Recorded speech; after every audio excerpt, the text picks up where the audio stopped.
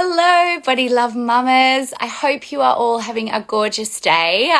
If you are in Sydney or Sydney and thereabouts, you would be experiencing the biblical rain that we've had over the last couple of days or almost a week. It's been crazy. So I hope everyone is staying safe and most likely indoors. Otherwise, if you're in America, happy 4th of July. I hope you enjoyed the long weekend and just giant love to everybody. So today we are doing our first talk for our month of July, and in the month of July we are talking all about birth stories. So we're theming it. It's called Body Love to Birth, and I'm just so excited to be hearing from some of our favorite people about their birth story.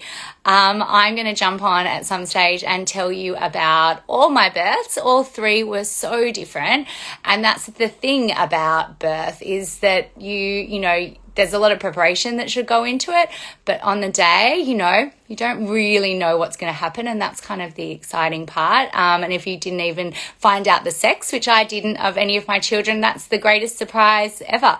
There are so few surprises in life, and that's definitely one of them. But today we are kicking off, as I said, this month with one of Body Love's dear friends and experts, Fran Kendall. So Fran is a sleep expert, and her Instagram, if you've never followed it and you're a new mum or you're pregnant and you're preparing to become a mum, you have to follow it, the Sleep Escape. So I discovered Fran not just through Body Love in Wallara, but through a recommendation about sleep experts, and she did this wonderful thing on Wednesday called Ask Me Anything, and she would allow mums to jump on, and on Instagram she would answer lots and lots of questions. And one of my questions that she got right straight away with my third, Teddy, was she was a great sleeper and she was a good eater, but she was doing a little 1 o'clock wake up. And that little 1 o'clock wake up was from she was eating protein at night instead of at lunchtime. And I made that little change and she slept through. It was very exciting. So Fran is a goddess, and I'm going to get her to join us. So let me just see if I can do this. Invite her, get her out. Her baby and how that baby came into this world, which I'm super excited about. So hopefully in a second, by the magic of Instagram, she will switch. Hi. Hello, Fran. It's so nice to see you. And you, Ali, how are you? I'm well. Congratulations, beautiful mama. Thank you. Oh my gosh, I can't believe it's been 5 months already. It's 5 crazy. months already. And how are you feeling? I feel good. I feel good. Yeah, It's such a wild ride. it sure is. I loved the newborn stage. It was beautiful, and they're so tiny and cuddly and sleepy Yeah, and yeah, but I'm just loving this stage now where she's so much more interactive and her little personality is shining through. So yeah, it's yeah. good. Yeah. Yeah, it does actually, I always say that to new mums. It takes you a while to get to know each other, even though you Mm, know each other on a spiritual level so well before they come out. When you first have them, and all the babies are the same, you have to get to know them, each and every one of them, and they have oh, to get to know you. So it's yeah. like this beautiful stage of discovery, which is always Yeah. wonderful. Yeah. Um, It's fun. It's good. so what I was saying was that this month is just all about sharing birth stories, because I think they're really powerful, because what I said was no birth is the same. And I No. think, the more you can arm yourself with information and education, because so many things are unknown, that Mm, if you've heard someone's story and it is familiar and you understand that perspective, I think it can, you never know what little nugget of totally. information will shine for you in that moment when you need it the most. Mm. Um, so let's start at the beginning, Fran. So I'd love to know how your pregnancy was. How did you feel? Do you enjoy being pregnant? I must say it wasn't my favorite, to be honest. Yes. I Okay. was very sick, like Mm-hmm.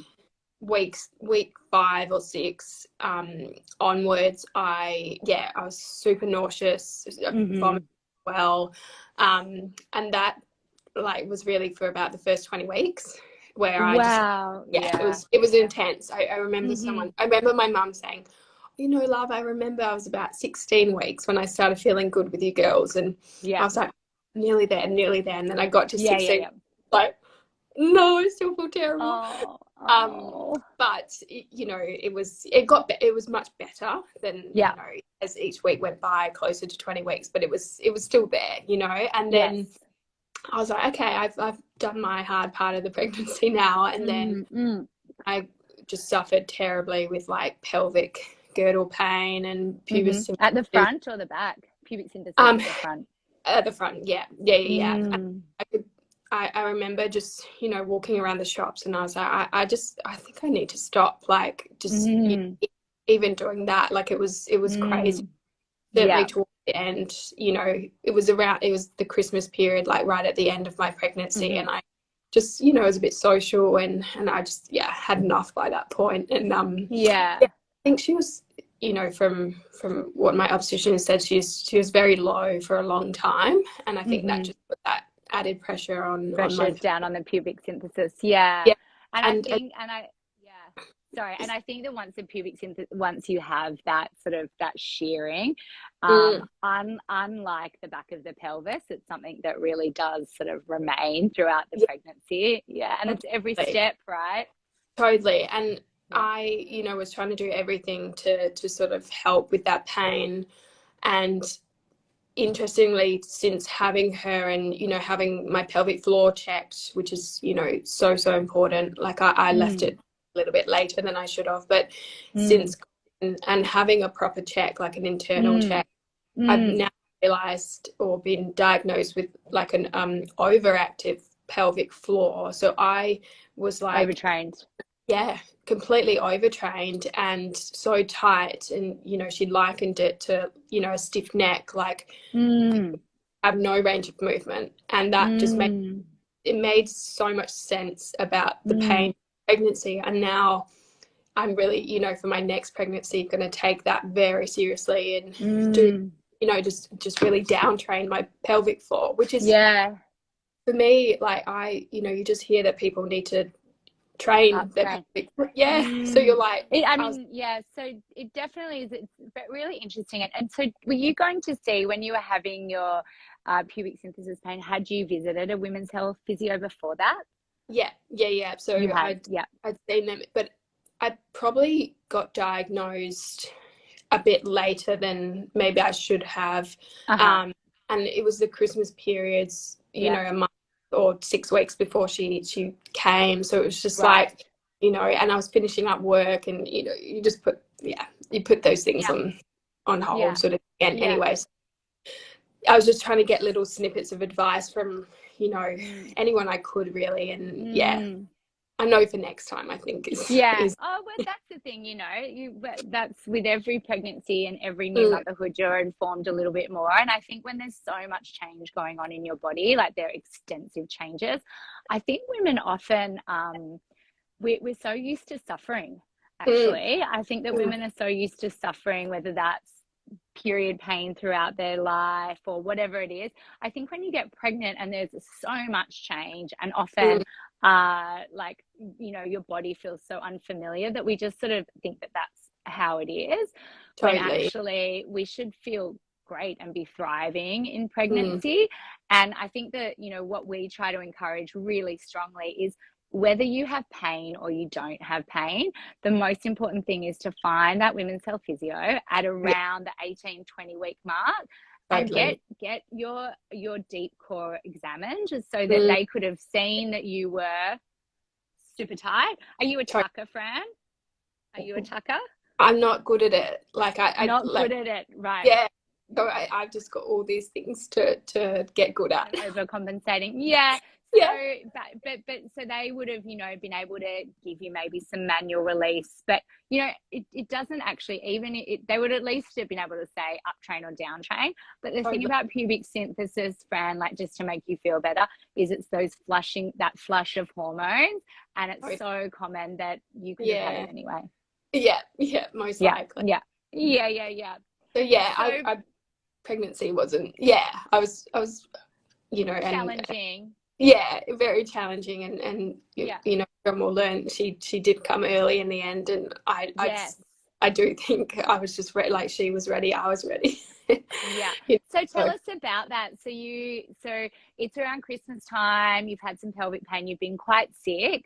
After you were sick, Fran, how were you able to focus on replenishing what you lost in the first 20 weeks, or did you feel really quite depleted by the time? Yeah, and I think like mentally being so conscious of what I do put into my nutrition, it was really a battle, like those first 20 weeks.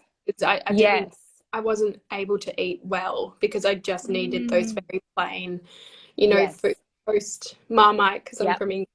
That just was my best thing ever. And but certainly from 20 weeks, I really got on top of the nutritional side of things, and so if half of my pregnancy was nourishing, then I've done a pretty good job, Absolutely. And so tell us, so it's Christmas time, you're in Perth, it's super hot. Oh, so hot. So hot.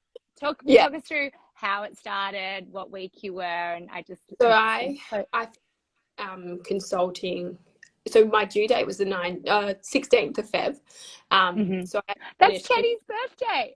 No way. Oh, that's so nice. That's so funny. Yeah, so funny. Well, it was actually 2 days before my partner Sam's birthday, so we were like, oh, is she gonna come 2 days late? And anyway. So Christmas time, and so I finished work like sort of the week before Christmas, and I had all this guilt because I was like, well, I'm actually finishing, a good 5 or 6 weeks early, which I think if it wasn't Christmas period, I probably would have done like 3 or 4 weeks sort of thing before my. Anyway, thank goodness I did, because she did to come a month early. So we had lots of plans. We this beautiful part of WA down south for us is 3 hours, and we were spending that whole Christmas period down there, and it was pretty social, but special as well, because it was my 30th, and so it was but just all that pain was sort of still there. And then we got back, I don't know, like the 5th of January or something, and I was sort of planning my baby shower and all those sorts of things. So had that all in place. What day so it was the 15th of Jan, I had my baby shower on the Saturday. And on the Sunday, in the night on that Saturday, I felt something sort of, without going into too much detail, sort of, and I was like, oh my gosh, like, surely not, and normally the morning the next day, like, went for a swim, had brekkie with Sam, like we were all good, and nothing felt strange. It was just that nighttime feeling. And then we had my nephew's sort of christening naming ceremony, so there was 25 people. We'd done the ceremony, and then we've gone back to their house to have a long lunch, and people, like friends and family. And I was telling my best friend about it all, and another friend next to me, and then I got this huge gush like next to them, and I was like, oh, I think I've just wet myself, like, because I just didn't register that I'd be going, because I was into labor. Anyway, so I rushed to the bathroom and sort of quickly worked out that it was my waters. And luckily my best friend's a doctor, and it was her little bub who we were celebrating, and she was like, okay, let's call the hospital, like, so we did that, and they were like, it sounds like you're threatening preterm labor, so you do have to come in. They were like, packed your hospital bag. I was like, no, I was planning on doing that this week.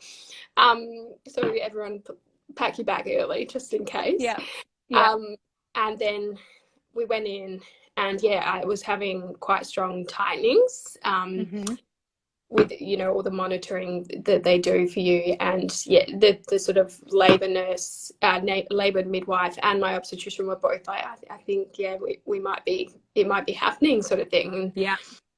I think my background as a NICU nurse helped massively, because for us as nurses, we always used to joke that a 35, 36 weeker is a really fine stage to have got to, sort of thing. I think I wasn't too stressed about the prematurity of her And I had been told, as much as it's, you know, mostly incorrect, a lot of the time that she was, you know, quite a big baby.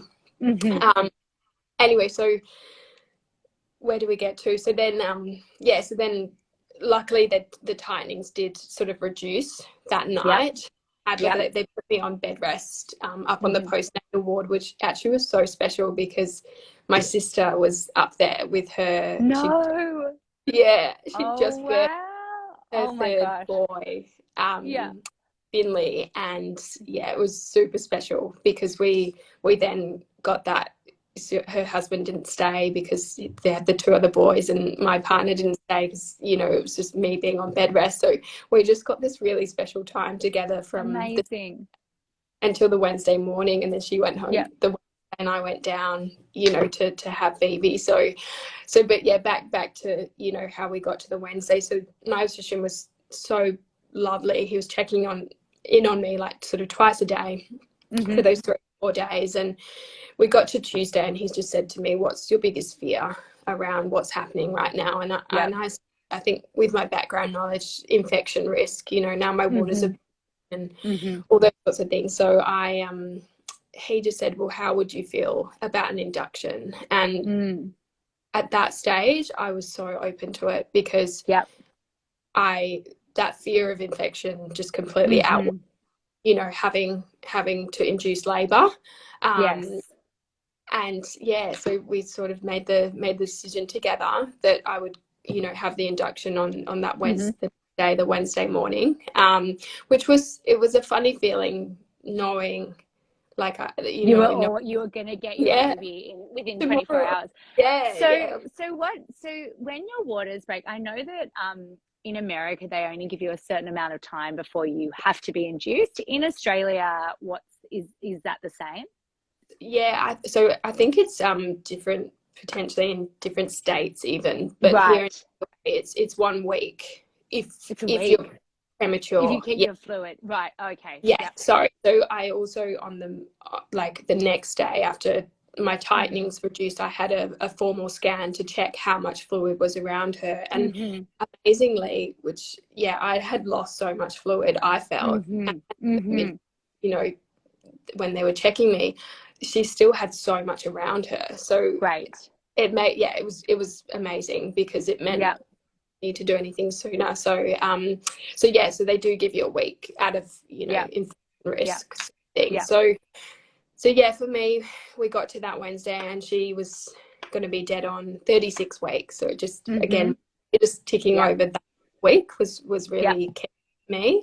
And so that was sort of how we got to the induction, which was it was, I think the main thing was my obstetrician was just so supportive, and or you know, even if you don't have an obstetrician and you have a midwife, I think it's so vital that you just feel so part of the decision making. Definitely. It can be, you know. Yes, I totally agree. To feel empowered that you're coming to a decision together, that it's your body and you can, for sure. And so talk to us about the induction process. So what did that look like for you? So I actually, I didn't need the balloon or like, I'm so great. Did you have the gel first? No. So I just had a drip, like straight away. So that sort of. So I was on the postnatal ward and went down to birth suite at 9 o'clock. And then by 9:30, the drip was sort of going through.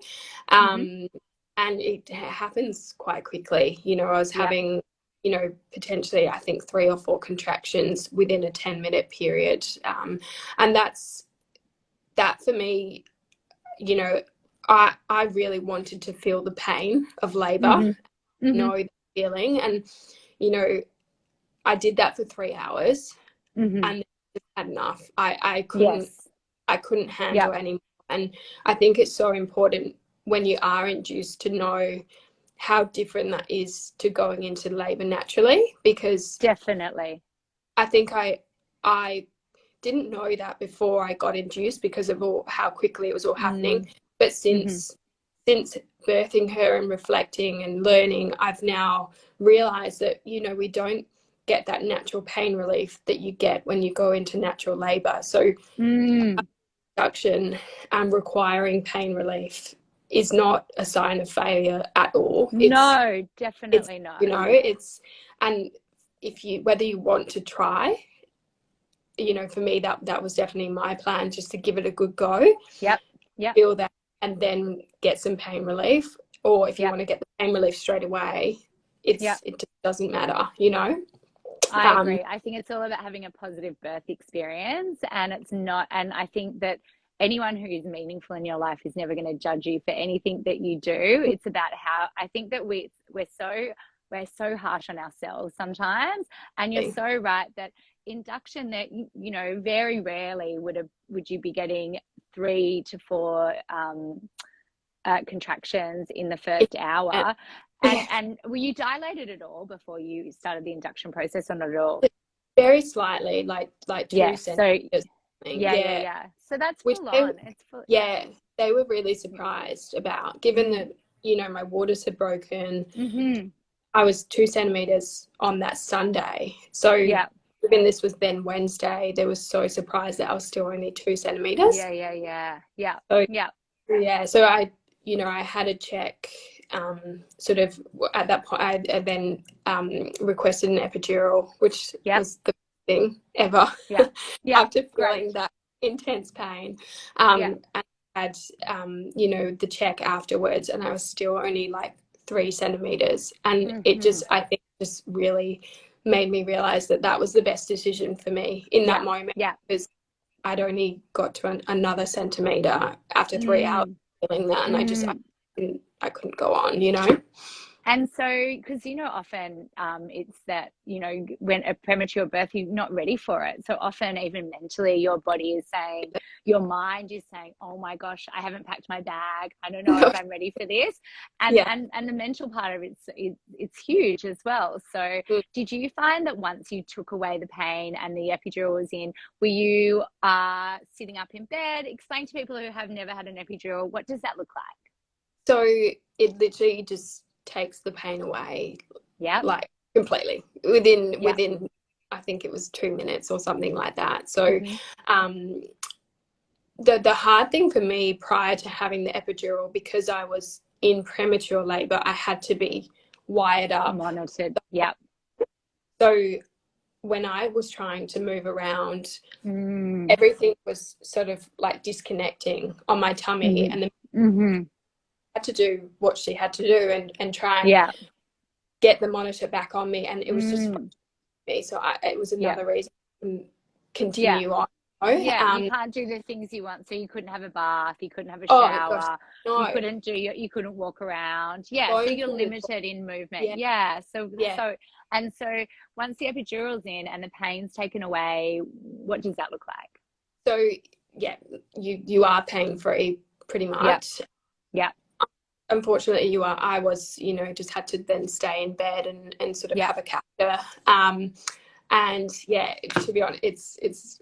I remember looking at Sam, and he was just so relieved, because he, you know, he could see how much pain I was in, and then it just goes from a 10 out of 10 pain to like a 1 or a 2 sort of thing. And we just sat there then and chatted and watched Netflix show, and I read my book, and you know, I was texting my mom saying, okay, I need to you need to sterilize everything, because that was what I was, you know, like I could tick off a few more things that I hadn't, you know, I was planning on doing in that 4 weeks sort of thing. So I think it was it was the best decision for us and me in particular.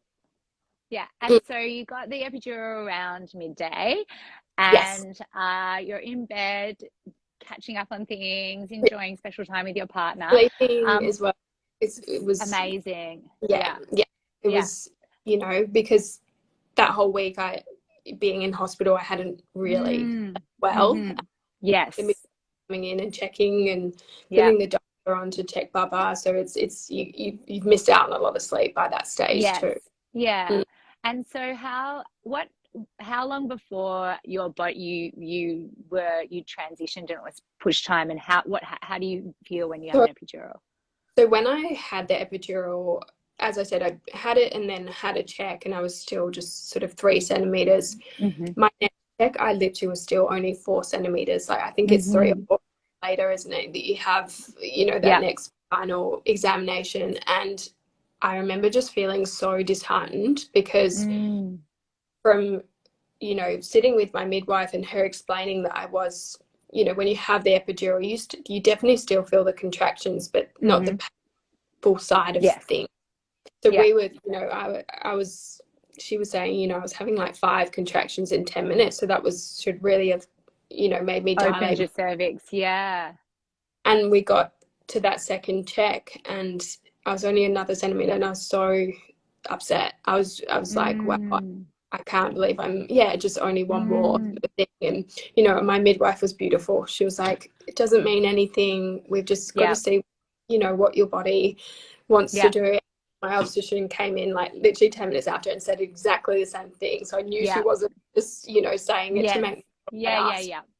And he was like, he was like, some obstetricians might suggest a C-section at this stage. And he was like, I'm absolutely not going to do that. We're just going to sit and see what happens, sort of thing. So then even that third check, I've still sort of like maybe 6 centimeters. So again, just that wave. So how many hours is this that you've? So this is what, like maybe 6 p.m. at this stage. So long day. 6, 7 p.m. So it's a long day. And I think because I felt like I'd been in labour since Sunday. Of course. It would happen a bit quicker, sort of thing. That was, and again, just goes to show don't have this plan or expectation because you might feel let down, which I definitely did. Absolutely, So 6 or 7 p.m. still about 6 centimeters, 7 centimeters possibly, and then again. Both midwife and obstetrician said exactly the same thing. We're still just going to sit tight, see what happens. I think she's all good. They were like, we've just got to make sure she's all good in there. As long as she is, we just wait. So that was lovely, and she was completely chilled in, so it was fine. And then I think my midwife was going off shift, so we did a check a little bit sooner, than protocol. And she was like, "Oh, you're sort of 8 centimeters," and I was like, okay, this is." And we were all celebrating, and it was, Sam was jumping around the room. But it was a really nice moment. And then she stayed an extra hour because she was like, "Oh, maybe I might get to birth." Midwife, they just go above and beyond. Oh, amazing! So amazing. Yes.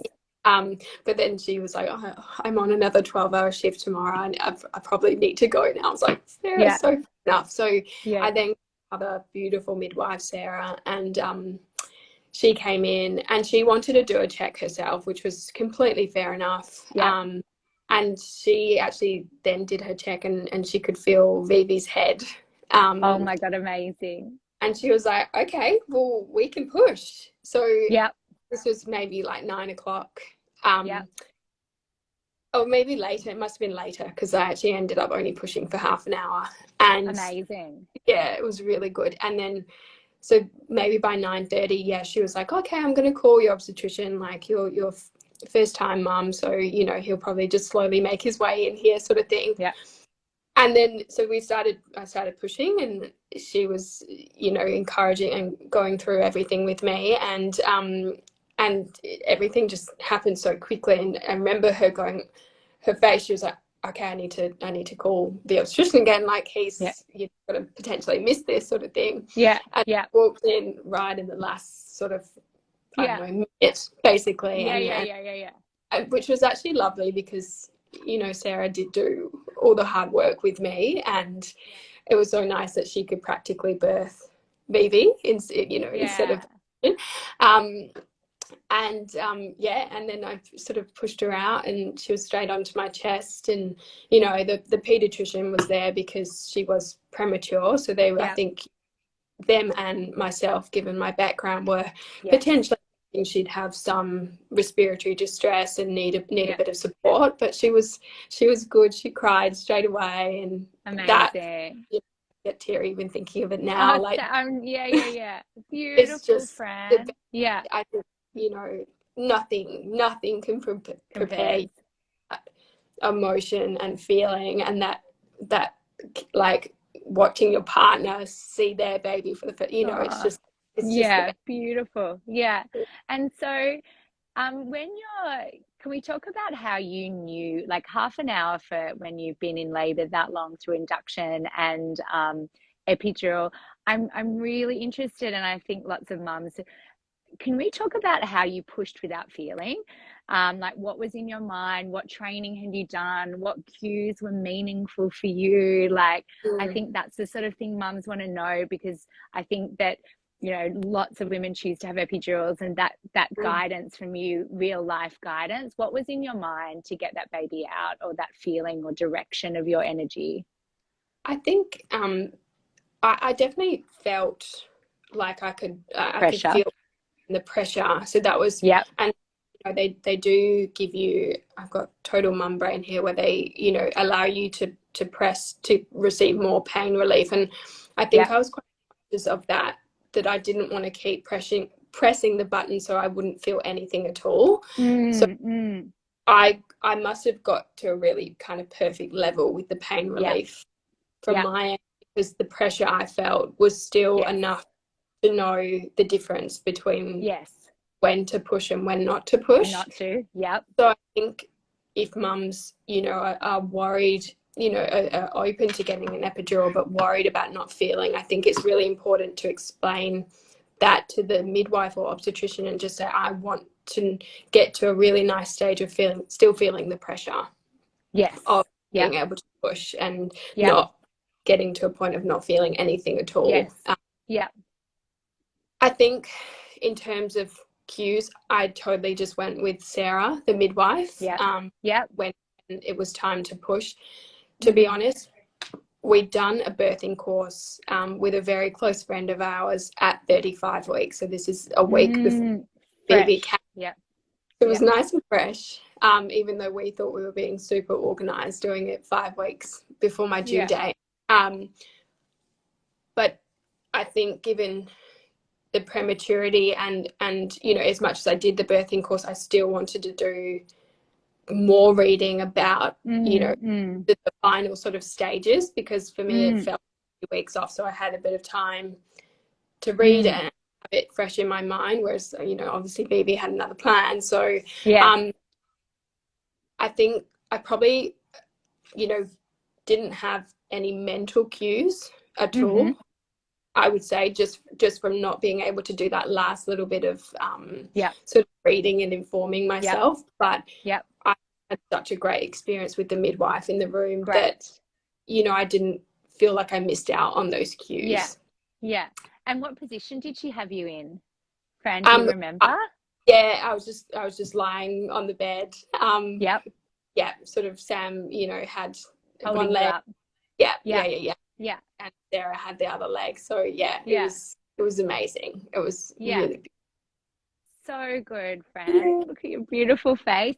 And so baby's in your arms and everything's good. So she didn't need to go to the NICU or anything. So she did. So she sort of got examined by the pediatrician, and she was super happy with her sort of respiratory effort and all those sorts of things. So we assumed, well, they actually let me do, because she cried, they let me do lots of, you know, a good half an hour of skin to skin, and she started straight away. So, you know, the pediatrician was super patient in that respect too.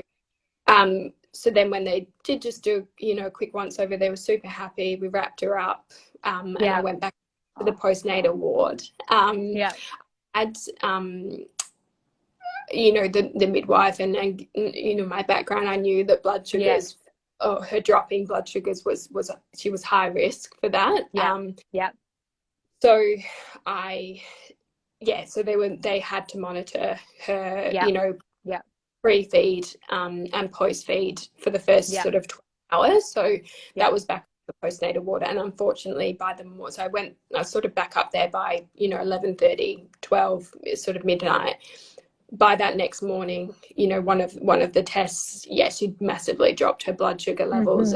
the pediatrician came in and he was like, okay, we're going to NICU. And I just said, I did plead with him. I said, please, can you give me one more chance to get them up? You know, we'll just keep feeding and those sorts of things. And unfortunately, then that next test, she still had dropped. So again, you know, I don't think the pediatrician loved that I asked for that, but it definitely me as a mum, meaningful for you. Yeah to go, you know, I tried everything I could, and I think that's again my background, you know, that I wanted to, you know, it's not if listening, I guess I didn't really listen completely to the medical advice in that moment, but it's, you know, but you've got the background and the experience. Exactly. You've seen it lots of times that if that one last feed could have made a change. I think if I was in your position, I think knowing what you know, I think you get a pass there, Fran. yeah. So then so she did go down to the NICU and actually they did. So I did the blood glucose test, you know, in the pregnancy, and I was borderline. So, you know, my midwife just said to me, you know, just be cautious and conscious of what you are eating, and you know, maybe I'm not too sure. The pediatrician, once we got down there, she did have to have a little bit of formula, and be put on a drip because she didn't regulate very quickly. So he did say to me he actually suspects that I was maybe undiagnosed gestational diabetes.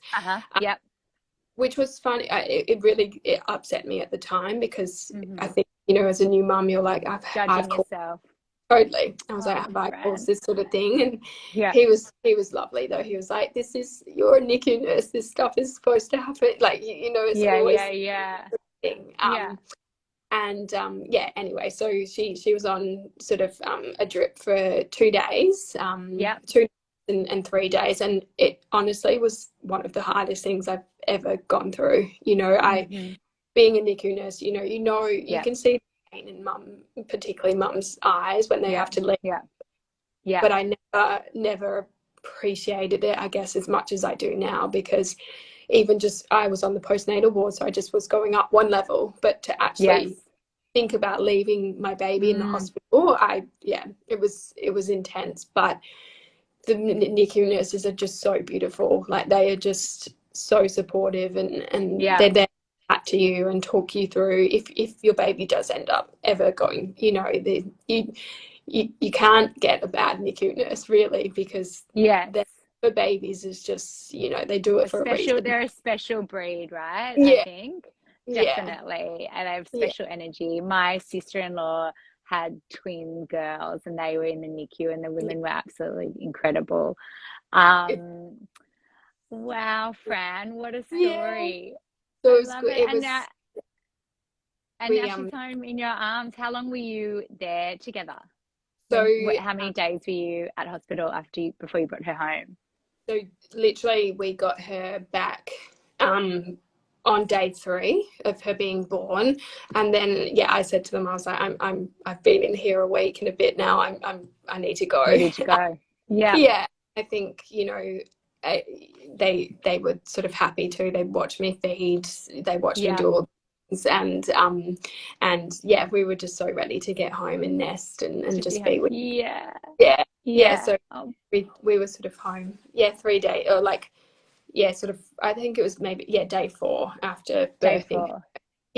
Which is pretty normal, you know, like totally. Considering a month premature, I feel, you know, depending on where you give birth, you can often stay those 4 days, which is actually kind of nice to have that time, I think, in hospital. Like, I've done it all the different ways, and my last one at Prince of Wales Private, and I went down to that hotel at the Swiss. I was there for 3 nights.